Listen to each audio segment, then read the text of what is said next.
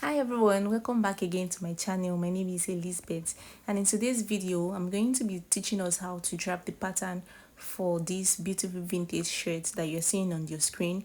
Okay, this vintage shirt is actually unisex. It can be worn by both genders, and it's beginner friendly. So if this sounds like something you're interested in learning, you definitely want to keep on watching.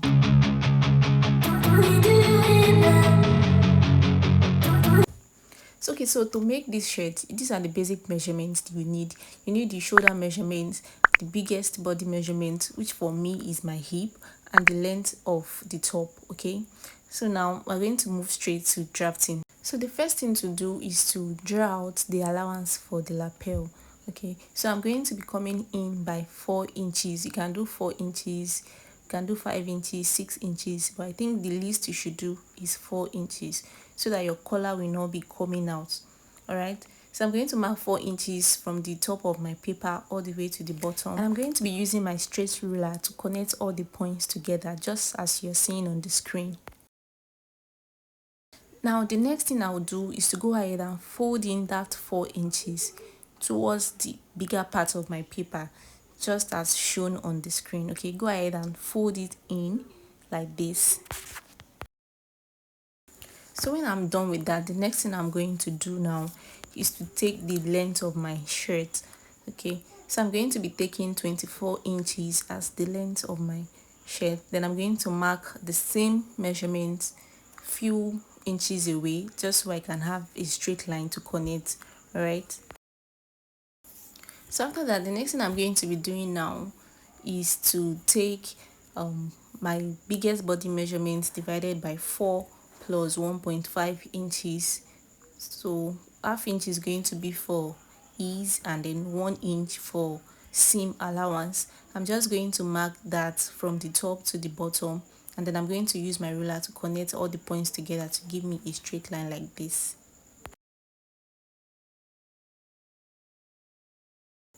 So the next thing I will do is to place my tape measure on that new line I just marked, and then I'm going to be taking 3.5 inches down for my shoulder slope, and I'm going to be connecting into the tip of my paper like this. Okay, and then I'm going to cut it out.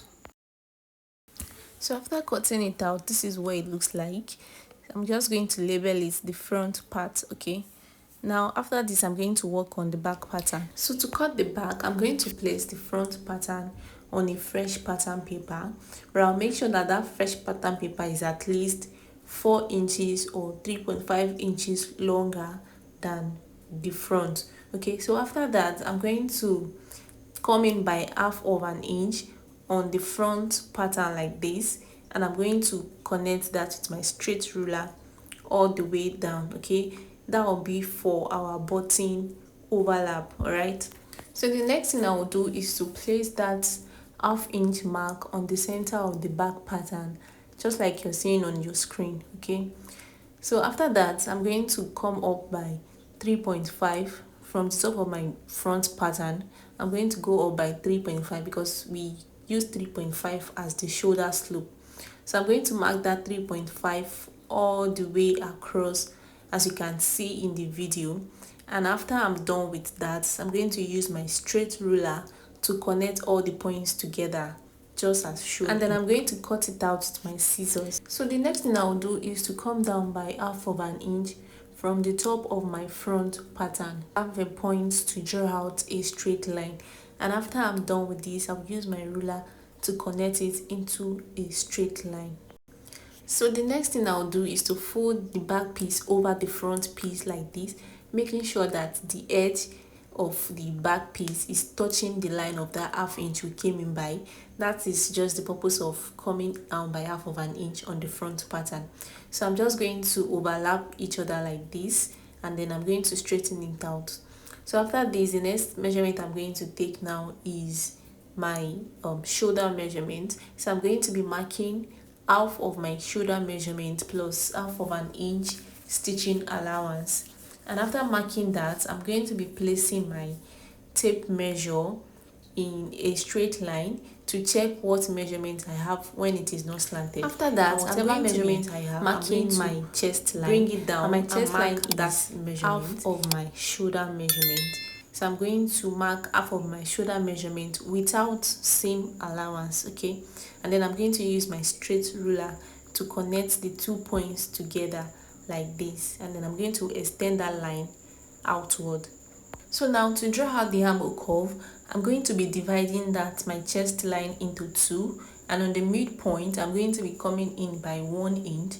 Then I will use the straightest part of my ruler to connect from that midpoint back to the top like this, and then I'm going to use the curved part to finish up the armhole curve, just as you can see on the screen. After that, I'm going to cut out my pattern.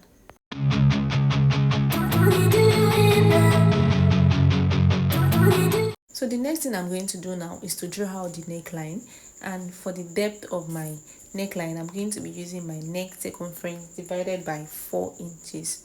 So whatever neck circumference you have, divide it by 4 to get your neck depth, and for the neck width, whatever result you have for the neck depth, divide it by 2. So my own neck circumference is 14 inches. I'm going to be dividing that by 4, and we have 3.5 inches. That's for my neck depth. And for the neck width, I'm going to be dividing that 3.5 inches by 2 to get my neck width. So whatever measurement you have, go ahead and apply the same formula. And then I'm going to be using my straight ruler to connect all the points together to give me some sort of like a rectangle or square, will I call it. Then after that, I'm going to use the curved part of my ruler to draw out the neckline. You can also use your freehand if you don't have a curved ruler, okay? And before I forget, you can draft out this shirt pattern directly on the fabric. You don't have to use paper, okay? I'm just using paper so that it's going to be clear. The markings are going to be clear. You can totally draft this thing on your fabric direct without having to draft on the paper first. So after that, I'm going to go in with my scissors and cut out only the upper part, as you can see, which is like the back that overlap the front. I'm going to cut that part out first, and then I'm going to cut out the front neckline. Please note, we're not cutting this thing together. We are only cutting the front neckline. Just watch closely what I am doing. Just watch what I am doing in the video. Do not make that mistake of cutting the necklines together, okay? Cut them separately. And after doing that, from that crease that you have for the back, come down by 1 inch and then draw out the neckline to meet that neck width point, okay? Just watch what I am doing in the video. You're going to get it. And then I'm going to cut it out just as seen in the video. And we are basically done with the drafting of this vintage shirt pattern, okay? If you've watched the video to this very point, thank you so much for sticking by. Please do not forget to give this video a thumbs up, as this will help the algorithm to push out the video to more audience. This is the little way you can support me. Subscribe to my channel if you have not subscribed already to get amazing tutorials, okay? And turn on post notification bell so that whenever I post a new tutorial, you'll be the first to be notified. Also, do not forget to leave me a comment. Let me know in the comment section what you feel about this tutorial, what you think I should improve on, and do not forget to share this with your friends as well. So we've come to the end of the video. In my next video, I'm going to be sharing with us how to sew the shirt and how to perfectly fix a cam collar. Thank you so much for watching. I'll see you in my next video.